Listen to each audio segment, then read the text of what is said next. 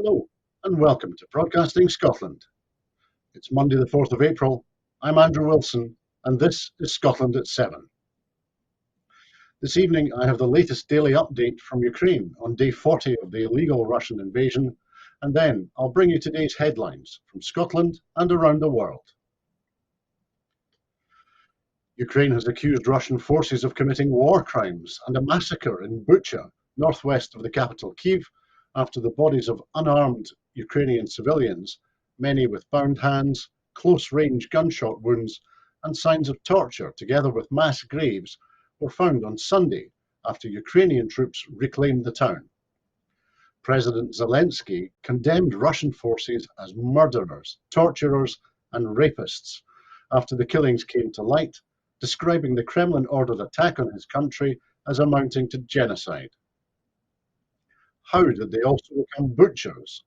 They killed deliberately and with pleasure, he said in a national address late on Sunday. Ukrainian prosecutors said they have found 410 bodies in towns near Kyiv. 140 bodies were examined on Sunday. World leaders condemned the killings and called for independent investigations. The French President Emmanuel Macron, the UN Secretary-General Antonio Guterres, the German Chancellor Olaf Scholz, the British Prime Minister Boris Johnson, and the US Ambassador to the UN Linda Thomas-Greenfield all publicly condemned Russia's actions. President Zelensky criticized the West's policy of concessions to Russia in the lead-up to the war. Describing Ukraine's past pursuit of NATO membership, he said, they thought that by refusing Ukraine, they would be able to appease Russia, to convince it to respect Ukraine and live normally next to us.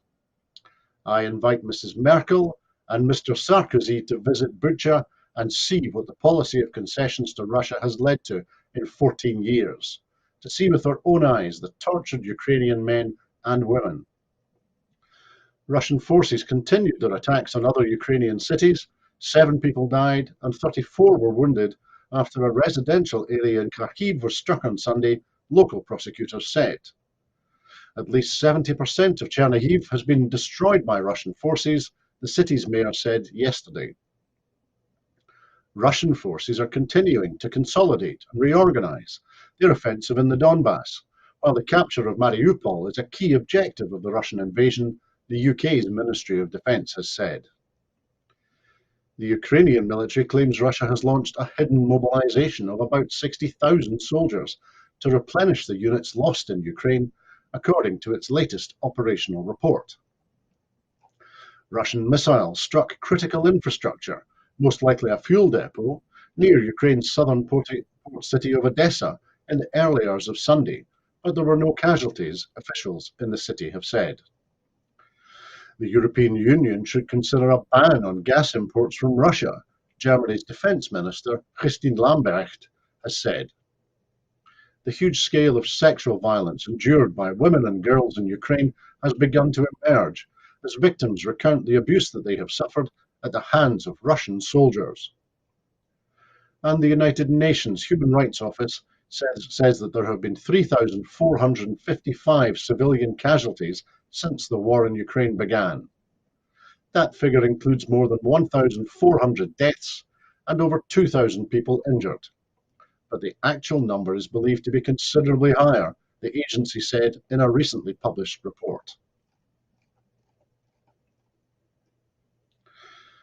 Ukraine's President Volodymyr Zelensky has said that Russia's public image is now one of torture and execution after the retreat of Russian forces in the town of Bucha led to the discovery of the killings of hundreds of civilians.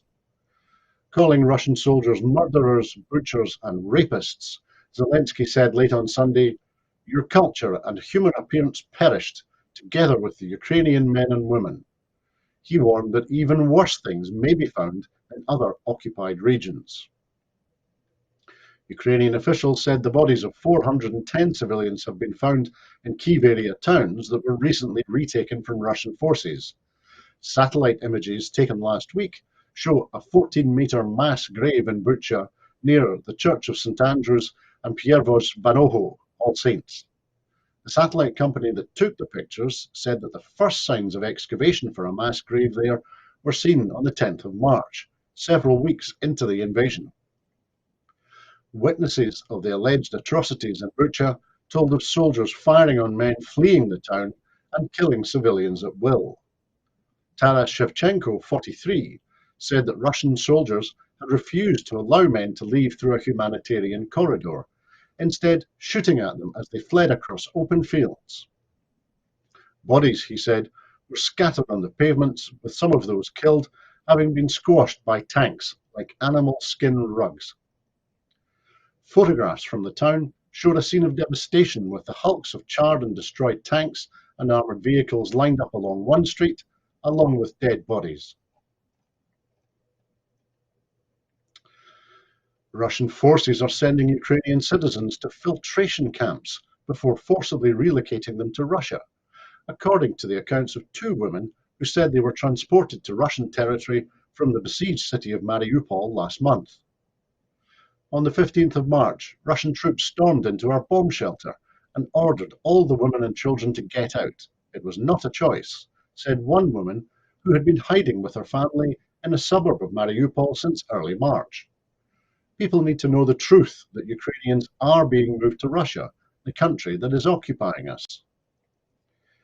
Ukrainian officials have accused Russian troops of transporting several thousand Mariupol residents through filtration camps and forcibly moving them to Russia through the Russian-controlled republics in eastern Ukraine. Kremlin spokesperson Dmitry Peskov has denied these accusations, claiming such reports are lies. The women requested anonymity because they were concerned about the safety of their relatives who are still in the heavily shelled city. Their accounts, along with similar reports in the media and from human rights groups, contradict Russian claims that Ukrainians are not being forcibly moved to Russia.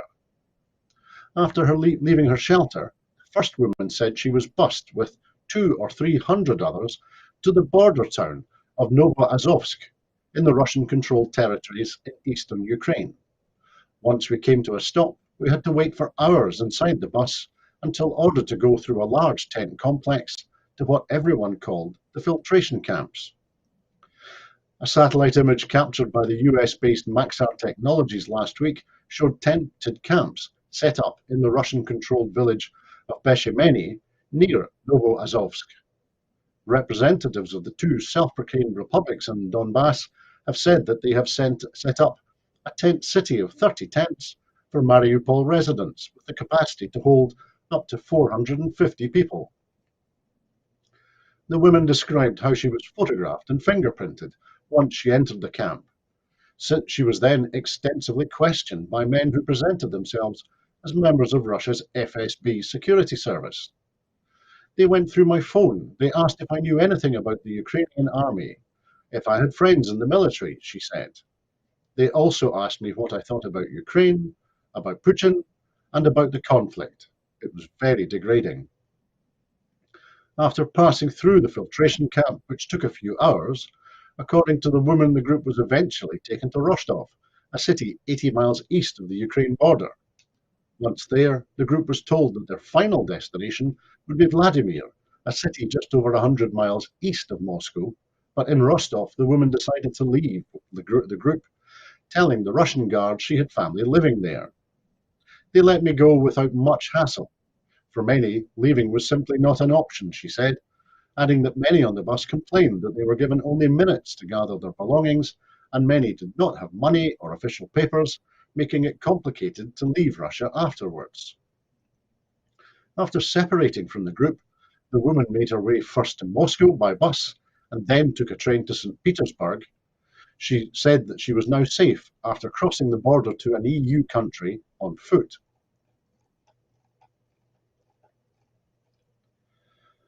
Public bodies in Scotland are being given advice on how to handle contract bids from companies linked to Russia. To help strengthen economic sanctions imposed on Russia following the illegal invasion of Ukraine, guidance has been published on how to reject bids to procure a contract for goods or services from firms which are established in Russia and Belarus. This also applies to companies with substantial business operations in Russia, as well as those under the control of a person with links to the Russian regime.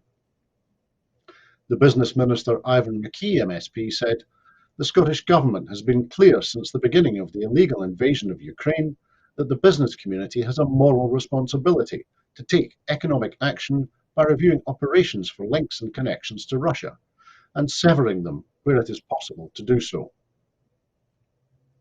While it is up to the contracting authority as decision maker to make an informed, rounded, case-specific assessment," he continued, "this guidance will ensure public bodies can exclude companies from new contracts or terminate existing ones if the bidder has connections to the Russian regime." The flagship family payment, the Scottish Child Payment, has now doubled to £20 per week per child, and 104,000 children are already benefiting from this increase. The payment, which is unique to Scotland, was designed to tackle child poverty head-on. It is one of 5 family benefits which provides financial support to low-income families with children aged under 6. The benefit will be extended at the end of this year to all eligible children under the age of 16, and at that point will also increase further from £20 to £25. Once extended, it is expected that over 400,000 children could be eligible. The newly doubled Scottish Child Payment, together with the 3 Best Start grant payments and Best Start foods, will provide families with more than £10,000 by the time their first child turns 6, and £9,700 for subsequent children. This compares to less than £1,800 for an eligible family's first child in England and Wales, and less than £1,300 for subsequent children. Visiting Glasgow-based family charity Govan Help, First Minister Nicola Sturgeon said, "We are using our social security powers to take immediate steps to put cash into the pockets of families by doubling the Scottish Child Payment to £20 per week per child, support that is not replicated anywhere else in the UK. This is a key part of our national mission to tackle child poverty," she continued. "We will further increase this payment to £25 by the end of 2022, 5 times the amount campaigners originally asked for. This will give families additional financial support of £1,300 for each eligible child every year. We will back this with an investment of around £671 million over the next 2 years, just part of our package of support for families." An SNP MP is demanding that hard-pressed families are better protected from the poverty premium of prepayment electricity meters to help ease the pressure of the deepening Tory cost of living crisis. Graham Day MSP has called on the Tory UK government to prohibit power companies from charging higher prices for energy via prepaid meters than through other payment methods. And ahead of the power price cap increase this month, the MSP for Angus South is also calling on energy suppliers to halt the installation of any further such meters. Across Scotland, 467,000 households are on prepayment meters, and generally those using them are paying higher costs for gas and electricity bills. Commenting, Graham Day said, "Prepayment meters are nothing more than a poverty premium, making bills for thousands of people across Scotland on the lowest incomes more expensive than they could be. Many will see their bills skyrocket further when the price cap increases in April. The Chancellor must introduce tangible measures that will cut costs for people on prepayment meters who are paying a poverty premium for energy bills," he continued. The TUC leader has written to the Business Secretary, Kwasi Kwarteng, to warn the government that dropping plans to legislate for tougher employment rights after the mass sackings at P&O Ferries would side with bad bosses. Francis O'Grady, the General Secretary of the Trades Union Council, said the UK needed urgent, proper legislation through an employment bill promised by ministers more than 2 years ago, but repeatedly delayed. It emerged over the weekend that the government would leave the long-awaited reforms out of the Queen's speech in May when the government lays out its plans for the coming parliamentary session. It first promised an employment bill in December 2019, after Boris Johnson's general election victory, claimed as a way to improve UK workers' rights after Brexit. O'Grady said that the failure to bring forward the plan would give a green light to rogue employers to treat staff as disposable labour, particularly after critics said that P&O Ferries had exposed the government's weak position to tackle abuse. The Dubai-owned ferry operator provoked outrage across the political spectrum last month by sacking nearly 800 workers without the consultation required by law, and then admitting that it had done so deliberately. The firm is now facing criminal and civil investigations. There is no excuse for delay, said O'Grady. If the government breaks its promise to enhance workers' rights, working people will have been conned and betrayed. Without new laws to protect people at work, there is nothing stopping P&O type scandals from happening again in the future. The bill would have introduced protections against pregnancy discrimination and would have created a single enforcement body for employment rights to ensure that abuses do not fall in the gaps between different regulators, as well as making the right to flexible working patterns the default option, unless employers had a good reason not to.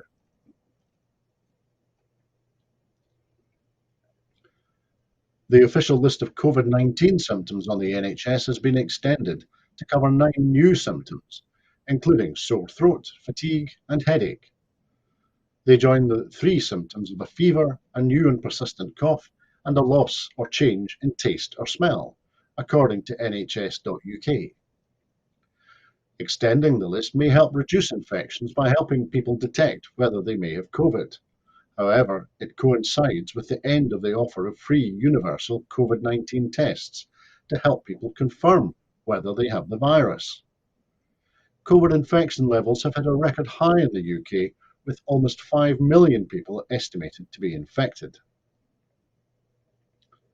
The new signs are shortness of breath, feeling tired or exhausted, an aching body, a headache, a sore throat, a blocked or runny nose, the loss of appetite, diarrhea, or feeling of being sick. A note on the website states, these symptoms are very similar to symptoms of other illnesses such as colds and flu.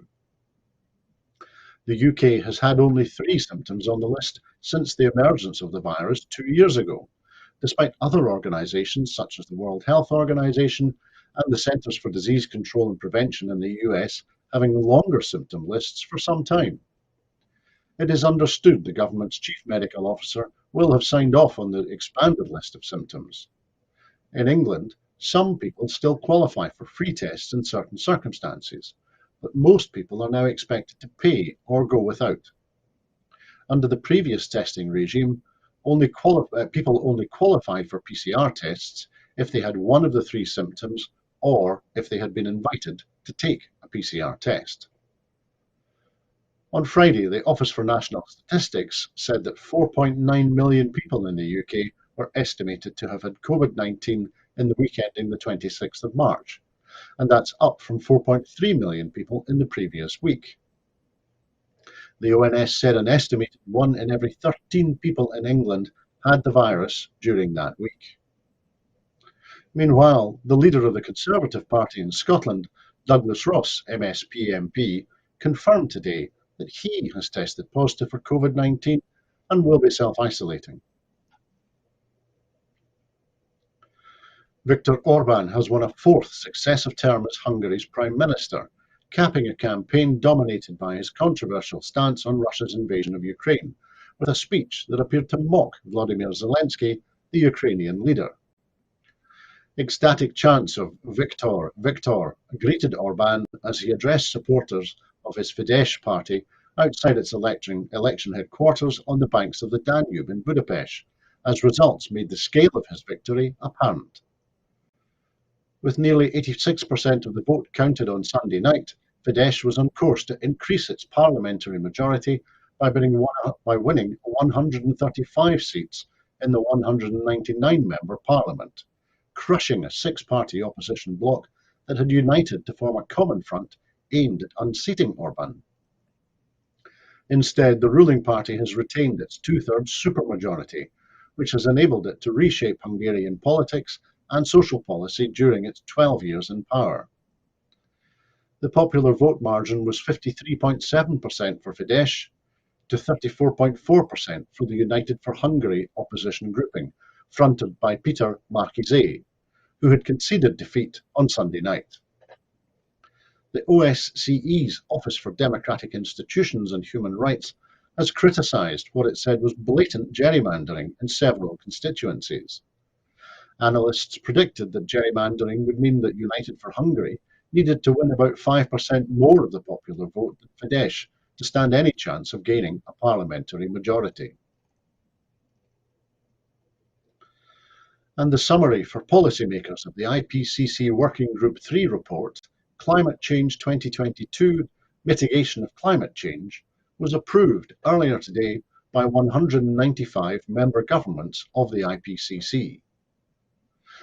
In 2010-2019, average annual global greenhouse gas emissions were at their highest levels in human history, but the rate of growth has slowed. Without immediate and deep emissions reductions across all sectors, limiting global warming to 1.5% is beyond our reach. However, there is increasing evidence of climate change, said scientists in the latest Intergovernmental Panel on Climate Change report, which was released today. Since 2010, there have been sustained decreases of up to 85% in the cost of solar and wind energy and batteries. An increasing range of policies and laws have enhanced energy efficiency, reduced rates of deforestation, and have accelerated the deployment of renewable energy. We are at a crossroads. The decisions we make now can secure a livable future. We have the tools and the know-how required to limit warming, said the IPCC chair, Hoesung Lee. I am encouraged by climate action being taken in many countries. There are policies, regulations, and market instruments that are proving effective. If these are scaled up and applied more widely and equitably, he continued, they can support deep emissions reductions and stimulate innovation. Employability services to help those most at risk of long-term unemployment will receive up to £113 million of funding in Scotland. To deliver the ambitions set out in the National Strategy for Economic Transformation and the Child Poverty Delivery Plan, tailored services based on local needs will ensure the right to help is given to ensure people are supported to move towards and into work. The No One Left Behind approach, which includes the Young Person's Guarantee, sees services funded through local employability partnerships, bringing together local government, Skills Development Scotland, the Department for Work and Pensions, colleges, the third sector, and other partners to provide crucial support that meets both individual and labour market needs in each area. This is critical to achieving shared aims around tackling poverty and inequalities. The National Strategy for Economic Transformation aims to build a fairer and more equal society by ensuring economic transformation which tackles inequality, drives up working standards, and improves pay. It also outlines how partnership working can support people into jobs by tackling labour market inequalities and unlocking Scotland's economic potential. And projects that celebrate locally sourced and produced food and drink are being encouraged to apply for funding. The Regional Food Fund aims to support the food and drink sector's recovery from the coronavirus pandemic with £110,000 of Scottish Government funding. The fund, managed by Scotland Food and Drink, provides grants of up to £5,000 to applicants across the country. Last year, the fund was allocated across 42 projects, which varied from helping regional food group producers in Argyll and Bute grow their sales, to support the expansion of the Bowhouse market in Fife to allow more local producers to showcase their food and drink offerings. Mary Gudgeon, the Cabinet Secretary for Rural Affairs and Islands, said that the Scottish Government is committed to supporting and promoting Scotland's local produce, which is some of the finest in the world. Ms Gudgeon encouraged eligible groups and businesses to apply for this year's Regional Food Fund. And that was our final item this evening. In making these programmes, Broadcasting Scotland relies on the support of viewers and others who value our distinctive approach to news, current affairs, and culture. If you would like to support us, then please consider subscribing or donating to Broadcasting Scotland. You will find the link to do that on the screen now. You may have seen our tweets recently making it clear that we really need all of the financial assistance that we can get in order to continue to do what we already do and hopefully to do more of what we do. There are other ways in which you can contribute to our work. If you would like to volunteer to work with Broadcasting Scotland, either behind the scenes or in front of the cameras, or in any other way that helps our work and promotes the station, then please visit our website at www.broadcastingscotland.scot and send us a message there.